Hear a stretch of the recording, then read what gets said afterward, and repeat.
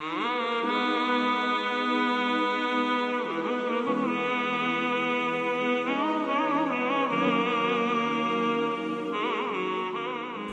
خطبہ جمعہ کے اندر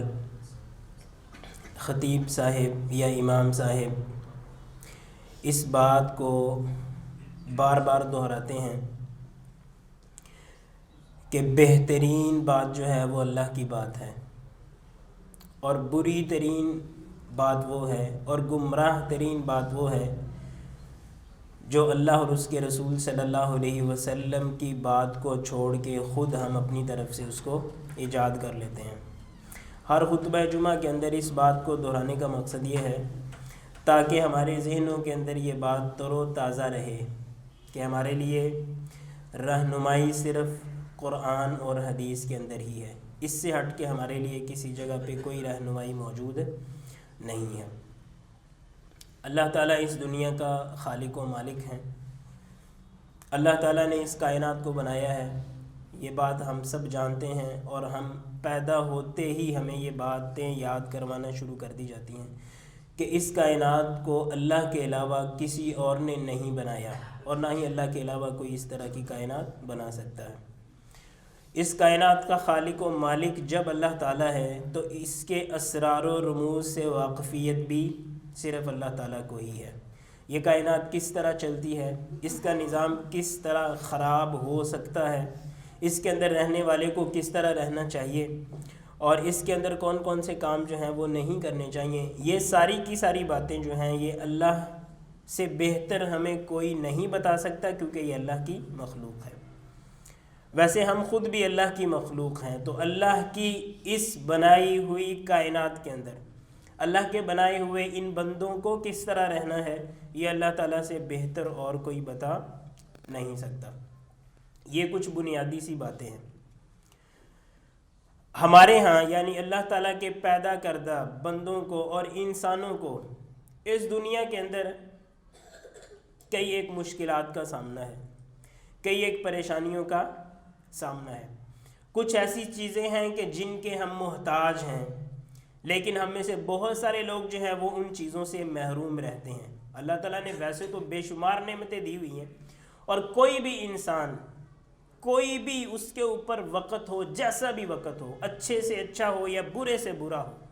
تو وہ یہ نہیں کہہ سکتا کہ اس وقت اللہ تعالیٰ کی میں کسی بھی نعمت کو استعمال نہیں کر رہا، بلکہ انسان ہر وقت پیدا ہونے سے لے کے مرنے تک اور مرنے کے بعد تک انسان اللہ تعالیٰ کی کسی بھی یہ نہیں کہہ سکتا کہ مجھے اس وقت اللہ تعالیٰ کی کسی بھی نعمت کی کوئی ضرورت نہیں ہے، یا اس وقت جو ہے وہ خود میں اپنے بل بوتے پہ زندگی گزار رہا ہوں، اللہ تعالیٰ کی کوئی نعمت جو ہے وہ مجھے فائدہ نہیں دے رہی۔ تو اللہ تعالیٰ کی آپ دیکھیں اس سے بڑی اور نعمت کیا ہو سکتی ہے کہ ہم جو بار بار سانس لیتے ہیں، سانس ایک دفعہ ہمارے اندر جاتا ہے پھر اندر سے باہر آتا ہے، تو یہی اللہ کی بہت بڑی نعمت ہے۔ ہم اس پہ ہی اگر شکریہ ادا کرنا شروع کریں تو ہم شکریہ کم ادا کریں گے، اور شکریہ ادا کرتے ہوئے سانس ہم زیادہ مرتبہ لے لیں گے۔ اسی لیے علماء کرام کہتے ہیں کہ کوئی بندہ ہر وقت اللہ تعالیٰ کا شکریہ ادا کرنے میں لگا رہے نا، تو پھر بھی اللہ کی نعمتوں کا وہ شکریہ ادا نہیں کر سکتا، کیونکہ اللہ کی نعمتیں زیادہ ہیں، اللہ تعالیٰ کی نعمتیں دینے کی رفتار زیادہ ہے،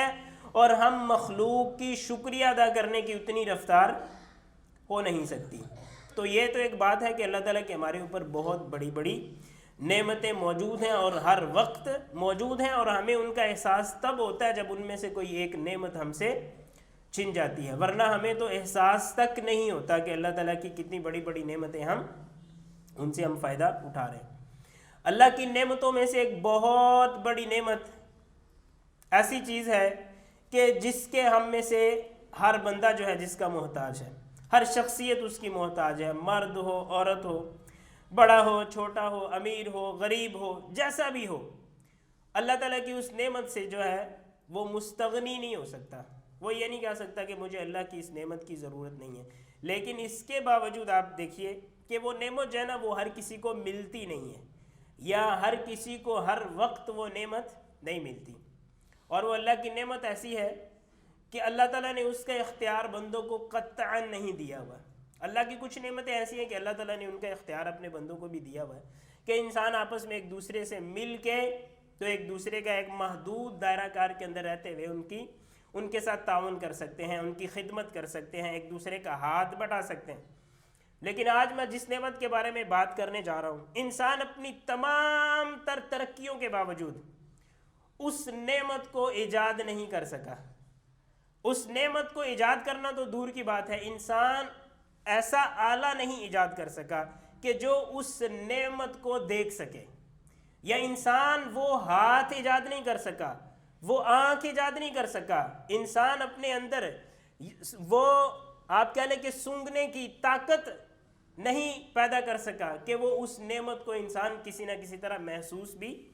کر سکے۔ اس کو ایجاد کرنا تو بہت دور کی بات، حالانکہ انسان بہت زیادہ ترقی کر چکا ہوا۔ تو اللہ تعالیٰ کی کون سی نعمت ہے؟ وہ ایسی نعمت ہے کہ ہم میں سے ہر بندہ ہر وقت اس کا محتاج ہے،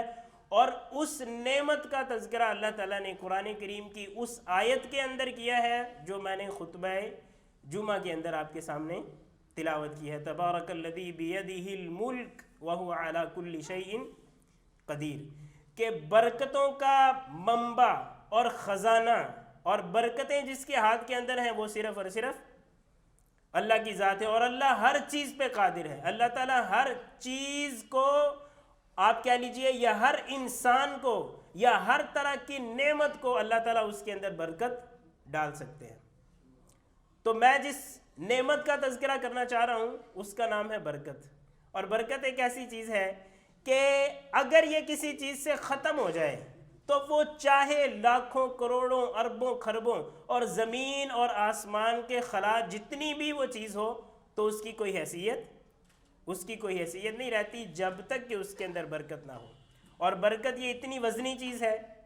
یہ اتنی زبردست اللہ کی نعمت ہے کہ اگر یہ روٹی کے ایک ٹکڑے کے اندر آ جائے تو سارے کا سارا گھر جو ہے وہ اسی سے سیر ہو جاتا ہے۔ یہ دودھ کے ایک پیالے کے اندر آ جائے تو کئی ایک صحابہ کرام جو ہیں وہ اس سے سیر ہو جاتے ہیں۔ تو برکت اللہ تعالیٰ کی ایک ایسی نعمت ہے کہ ہم میں سے ہر بندہ اس کا محتاج ہے، لیکن یہ اس نے حاصل کیسے ہونا ہے، یہ ملتی کہاں سے ہے؟ اس کو اگر کوئی بندہ خریدنا چاہے تو وہ خرید سکتا ہے؟ جی اس کا کوئی بازار نہیں ہے، اس کے لیے کوئی جمعہ بازار یا ہفتہ بازار یا اتوار بازار نہیں لگتا، اس کی کوئی دکانیں نہیں ہیں، اس کے کوئی ڈیلر نہیں ہے، اس کے کوئی تاجر نہیں ہے۔ اور یہ اللہ کی ایک ایسی نعمت ہے کہ اس کے لیے ان سب چیزوں کی ضرورت ہے بھی نہیں۔ اس کے لیے کن چیزوں کی ضرورت ہے؟ اس کے لیے چند ایک اصولوں اور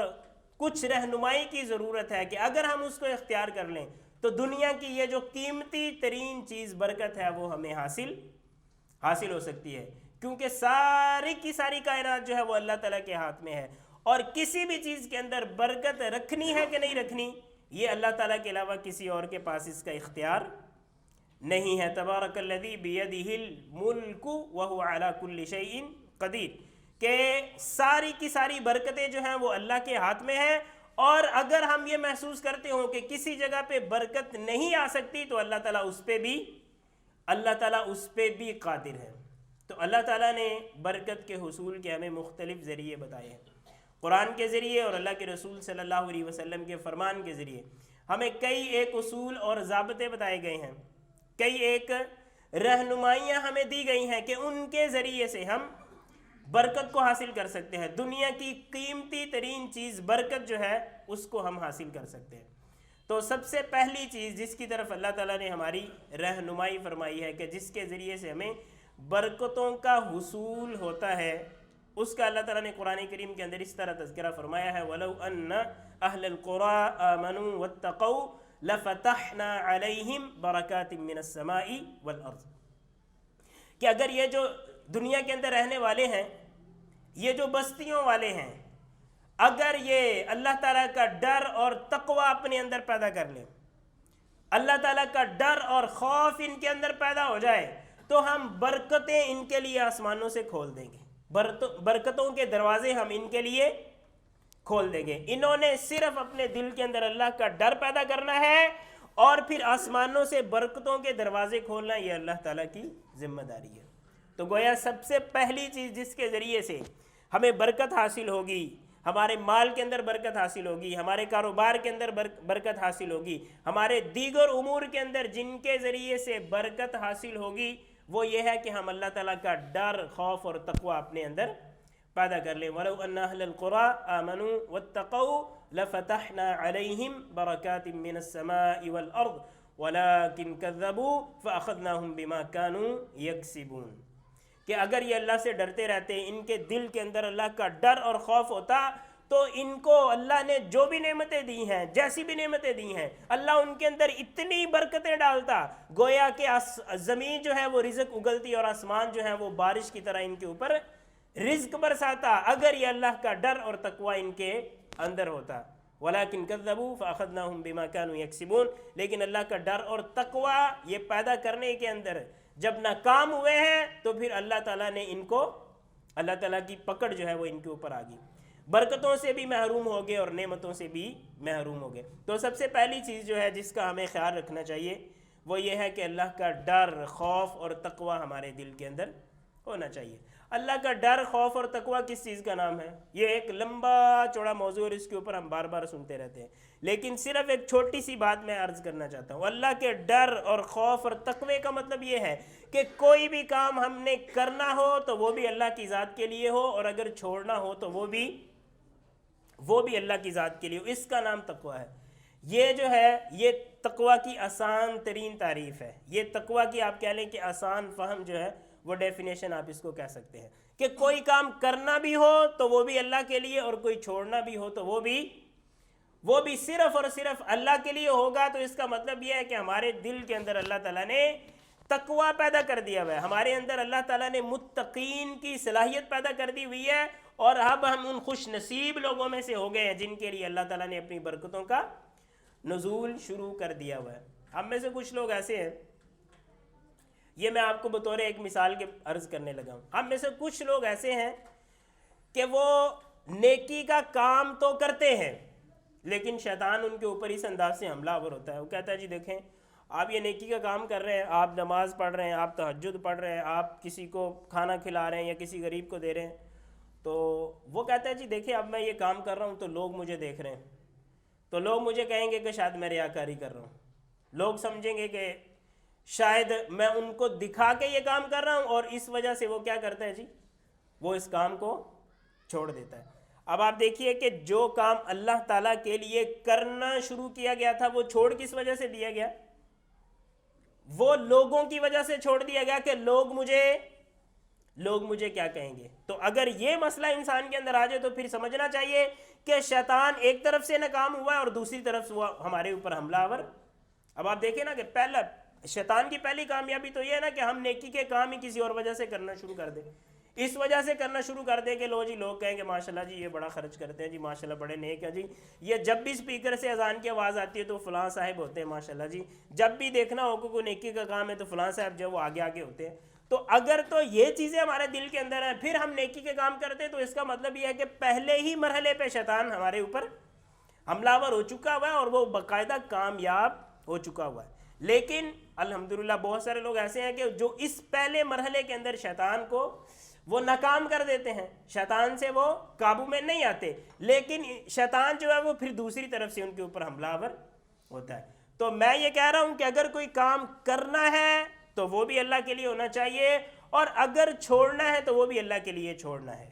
اگر ہم کام کرنے کے اندر کہیں لوگوں کی بات ذہن کے اندر آ جائیں، لوگ ہمارے سامنے آنا شروع ہو جائیں، اور چھوڑنے کے اندر بھی اگر لوگ ہمارے سامنے آنا شروع ہو جائیں، تو اس کا مطلب یہ ہے کہ ہمارا تقوی اور اخلاص جو ہے یہ متاثر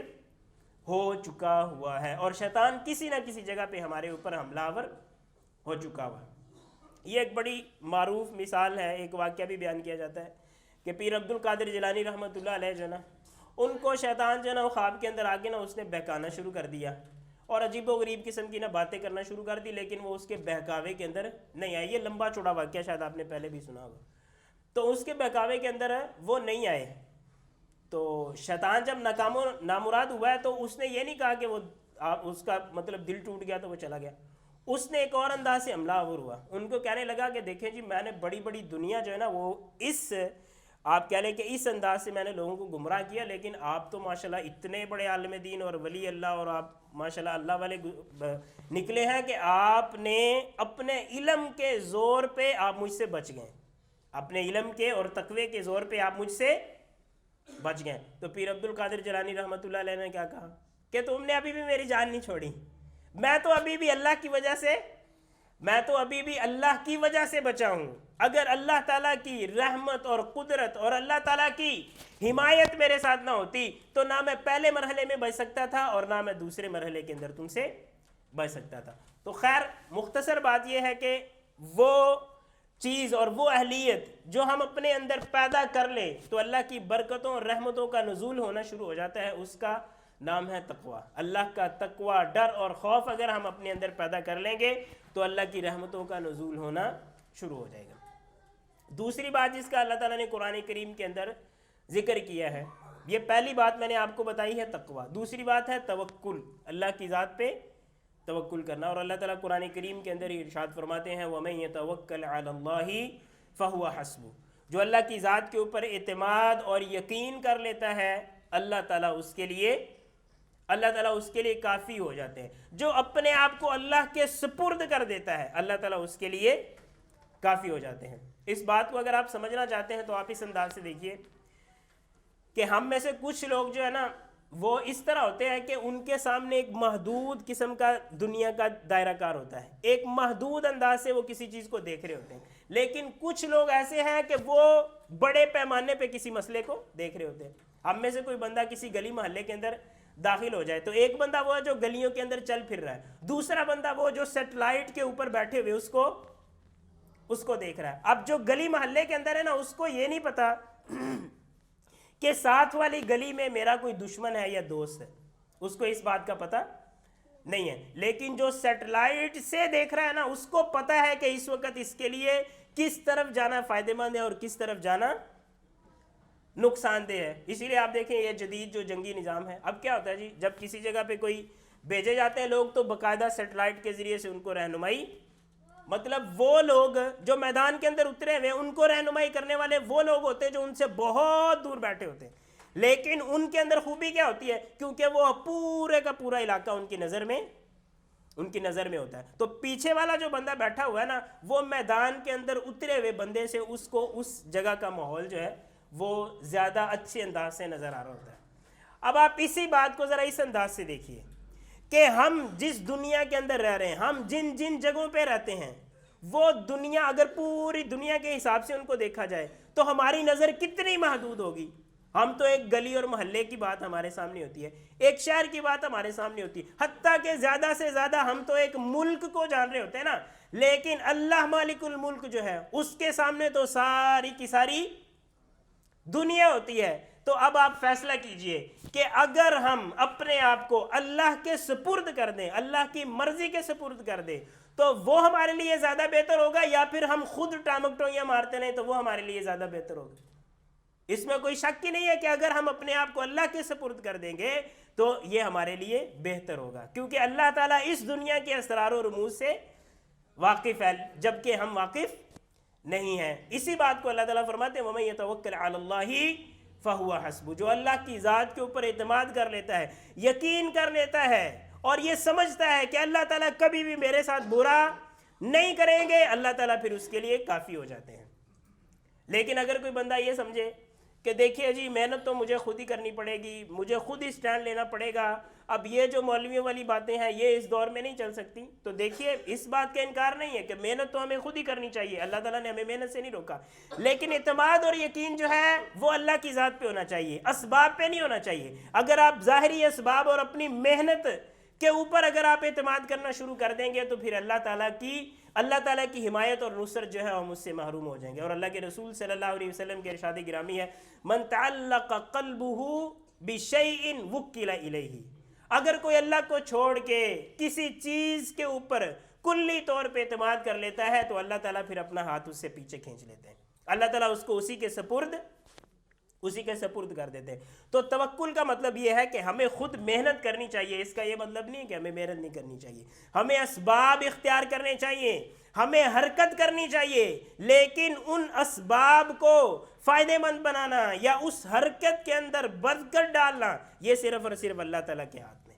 توکل اس کا نام ہے۔ اور اللہ کے رسول صلی اللہ علیہ وسلم نے اس مثال کو، اس بات کو ایک بڑی عمدہ مثال کے ذریعے بھی سمجھایا، جس سے بعد انسان کو کافی کلیئر سمجھ آ جاتی ہے۔ اللہ کے رسول صلی اللہ علیہ وسلم نے فرمایا لو انکم تتوکلون علی اللہ حق توکلہ لرزقکم کما یرزق الطیر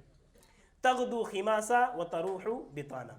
کہ اگر تم اللہ کی ذات کے اوپر ویسے توکل کر لو جس طرح کے پرندے توکل کرتے ہیں تو وہ تمہیں ویسے ہی رزق کے دروازے تمہارے لیے کھول دے گا جس طرح کے پرندوں کے لیے اس نے کھولے ہوئے ہیں۔ تغدو خماسا وتروح بطانا، وہ صبح صبح جب گھروں سے نکلتے ہیں تو وہ خالی پیٹ ہوتے ہیں، ان کی پوٹیں جو ہیں وہ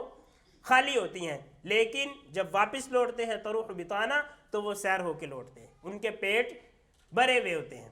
تو یہاں آپ اس مثال پہ غور کیجئے کہ اللہ کے رسول صلی اللہ علیہ وسلم نے کتنی عمدہ اور جامع مثال بیان کی ہے توکل کو سمجھنے کے لیے۔ اب آپ دیکھیں کہ پرندے جو ہیں وہ گھونسلے کے اندر بیٹھے تو رزق کا انتظار نہیں نہ کر رہے ہوتے،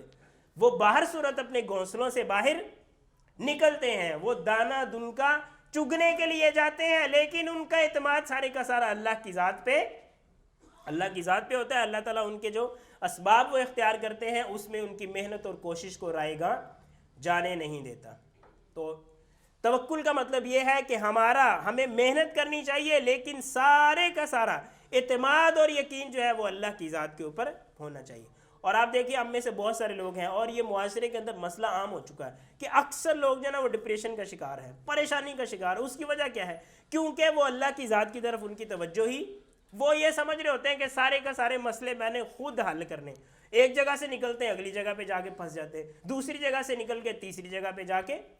پھنس جاتے ہیں، تیسری جگہ سے نکل کے، یعنی اس طرح کر کے وہ اپنے آپ کو عجیب و غریب قسم کا سلسلہ ان کا بن جاتا ہے کہ وہ کاروبار کے اندر اپنے آپ کو اس طرح پھنسا لیتے ہیں کہ نہ ان کا دن چین سے گزرتا ہے، نہ رات کو انہیں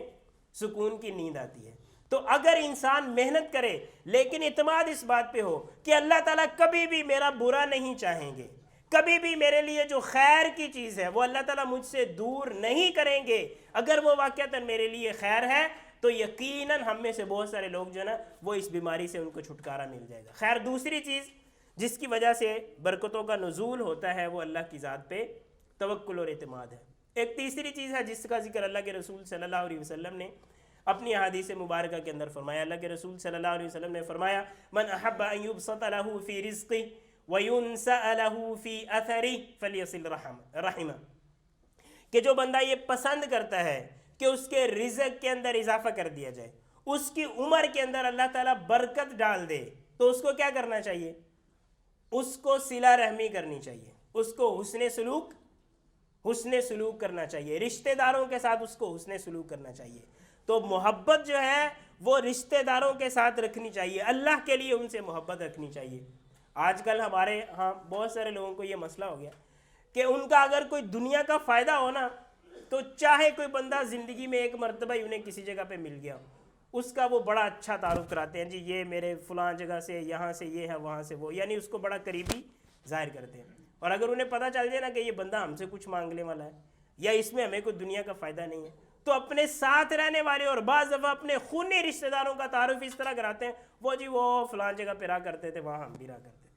تو اس کا مطلب یہ ہے کہ یہ صلہ رحمی، یعنی وہ صلہ رحمی والا جذبہ جو برکتوں کے نزول کا سبب بنتا ہے وہ ہمارے اندر موجود ہے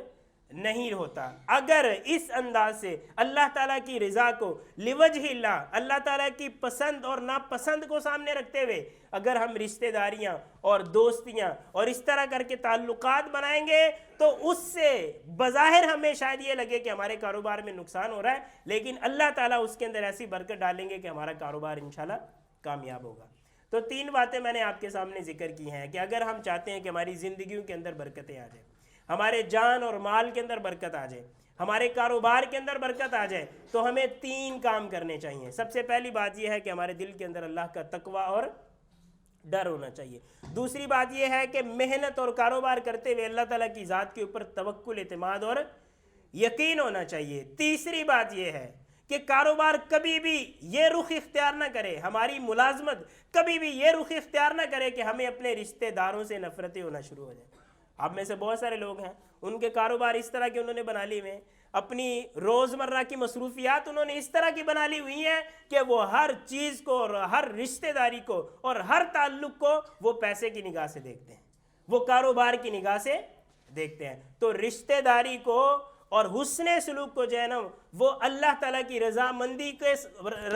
کو سامنے رکھتے ہوئے دیکھنا چاہیے۔ اللہ تعالیٰ کی خوشنودی کو سامنے رکھتے ہوئے دیکھیں گے تو ہمارے اوپر جو ہے وہ برکتوں اور رحمتوں کا نزول ہوگا۔ اسی طرح کچھ چیزیں ایسی ہیں کہ اگر وہ کام ہم کر لیں تو ہمارے کاروبار اور جان مال کے اندر موجود برکتیں ان سے ختم ہو جاتی ہیں۔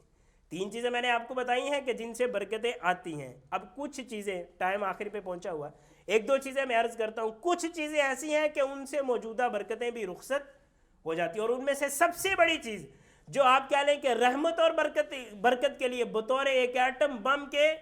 ثابت ہوتی ہے، اتنا زیادہ وہ نقصان کرتی ہے، رحمتیں اور برکتیں ان سے اتنی زیادہ دور جاتی ہیں کہ آپ گویا کہ کسی جگہ پہ ایٹم بم چلا دیا گیا ہے، وہ ساری کی ساری آپ کا جو نا وہ کاروبار تباہ کر دے گا۔ اور وہ چیز کیا ہے؟ یہ وہ چیز ہے جو ہمارے معاشرے کے اندر عام ہے، جس کو ہم سود کہتے ہیں، جس کو ہم ربا کہتے ہیں۔ اور اللہ کے رسول سے بلکہ قرآن کریم کے اندر یہ بات آتی ہے، یمحق اللہ الربا ویربی الصدقات، کہ سود جو ہے نا وہ تو مٹاتا ہے، اور اگر کوئی چیز بڑھانے والی ہے تو وہ اللہ کے رستے میں